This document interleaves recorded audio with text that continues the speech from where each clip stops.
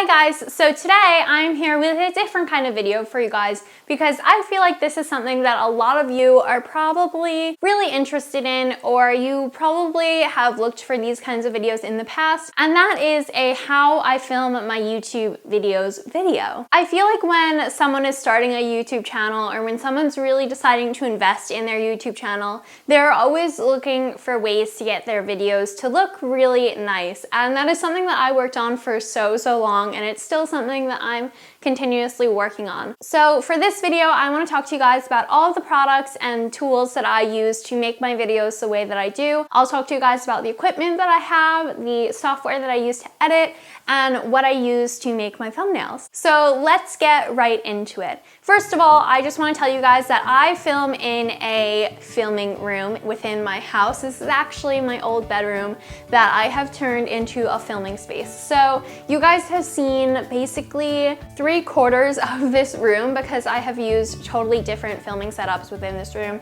I have used a backdrop that was a bureau, I have used a backdrop that was my old bed, and now I'm using a backdrop that is a window. And the reason why I'm doing that is actually because I really like the lighting that this is giving me. So let's talk about lighting, I guess. To light my videos, I use at least 3 sources of light minimum.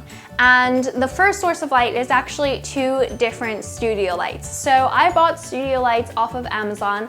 I will link the ones that I bought down below. And these are just 2 rectangular giant lights that I position, one angling up and one angling directly at me. And these 2 sources of light are lights that I can control how much light is coming at me, and they really just offer a nice kind of balance of light across my body and my face. So they make sure that I have equal lighting on my face, and they prevent a lot of shadows. I do still get some shadows because I'm not using, like, 4 lights probably would get you perfect lighting, I don't really know. But yeah, so those aren't my studio lights. The second source of light that I use is actually a room light. So I always have a light fixture on within my room that is an overhead light.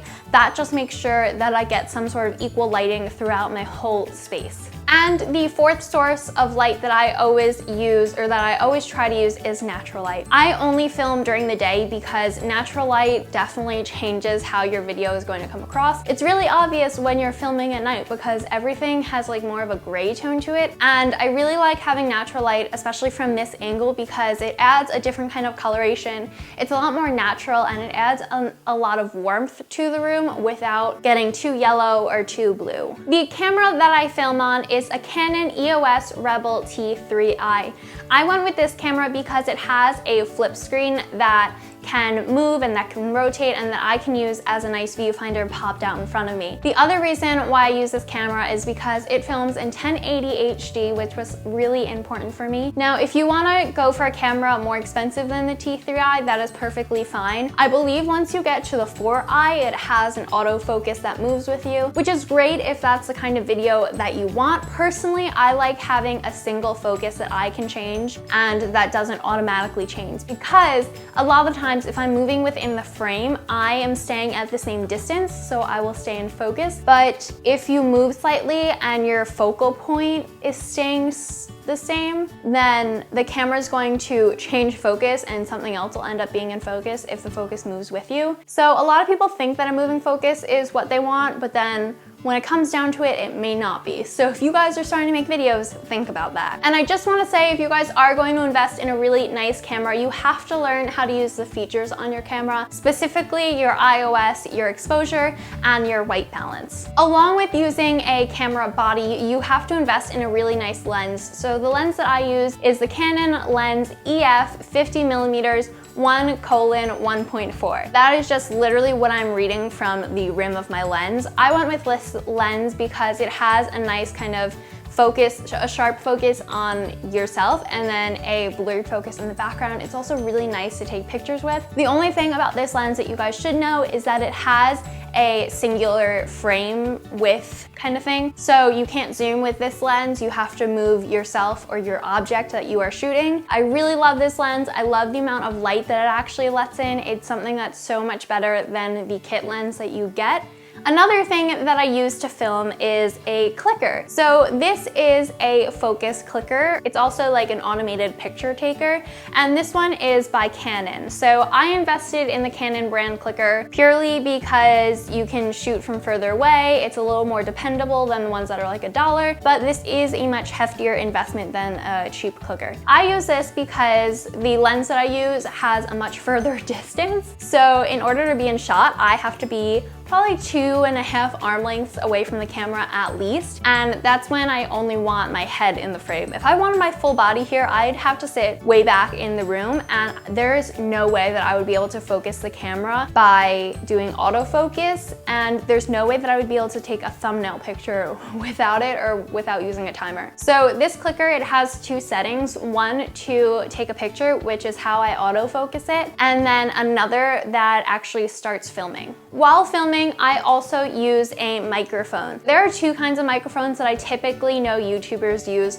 One is a Rode mic, which is a big kind of, it's like a shotgun mic or something like that, that goes on top of your camera, and that is really great when you are trying to pick up sound of a given area, when you want something really wide to be picked up, and it's really great for when you're having a conversational kind of video, when there's gonna be more than one person in it. Personally, I use a microphone that goes on my body. It's called a Lavalier mic, and this one has a wire that connects from my camera to me. So you can actually see it on my neck here, it's clipped in, and I really love this microphone. This was a really inexpensive microphone for having a lavalier microphone. It is by the company Audio-Technica, and it is model ATR3350. And if you guys want to know about any of the things that I'm mentioning, I will link them all in the description box below. No affiliate links or anything. This is purely just for you guys to learn about what I'm using if you're curious at all. One of the things that I also use when I'm filming, which is probably pretty obvious to you guys, is a tripod. A tripod is really basic. The one that I'm using is the Sunpak Platinum Plus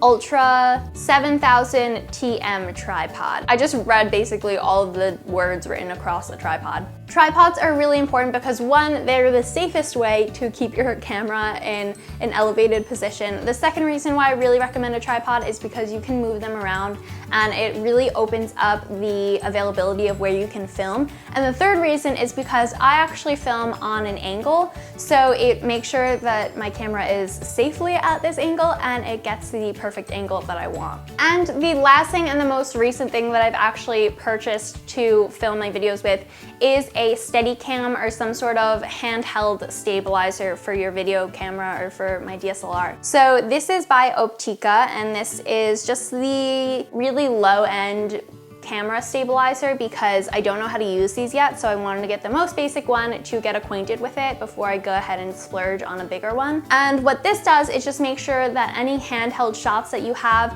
is a lot more stable than if you were to hold it with your hands. This has a center of gravity in it that is going to keep your camera a lot more stable, so that way you're not shaking all over the place, which you guys probably have seen in a lot of my videos before when I'm doing handheld shots. It's really hard to keep your camera stabilized when it weighs like 5 pounds. To edit my videos, I use my Mac iMovie. I have the updated version of iMovie that you actually have to buy. And yeah, so that is the editing software that I use. I really like it. I know that it doesn't have as many effects and as many kind of pluses that a really high-end editing software does use, but it's really easy to use. I really like what it comes with, and that is what I've been editing with for basically ever. For my thumbnails, I'm not sure if everyone can make custom thumbnails yet, but what I do to make my thumbnails is, first of all, I get inspiration from other thumbnails that I like, because your thumbnail is supposed to capture an audience. So I kind of get inspiration, and the way that I format my thumbnails changes frequently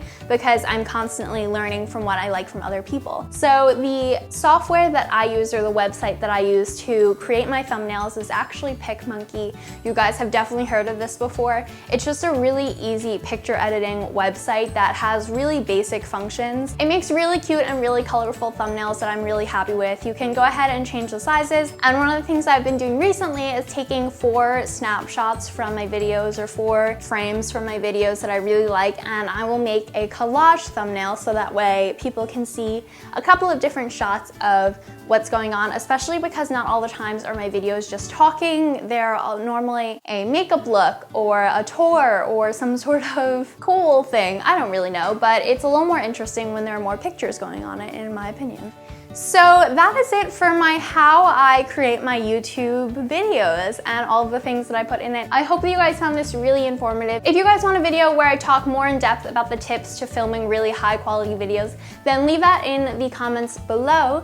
And yeah, I will see you guys in my next video. Don't forget to subscribe for next Friday's Fall Friday video. We're probably getting to the end of fall now. I'm always confused with when fall is supposed to end because it feels like it ends in November because everyone gets into Christmas, but winter doesn't start until the end of December. So it's really weird to me that fall's longer than it feels like.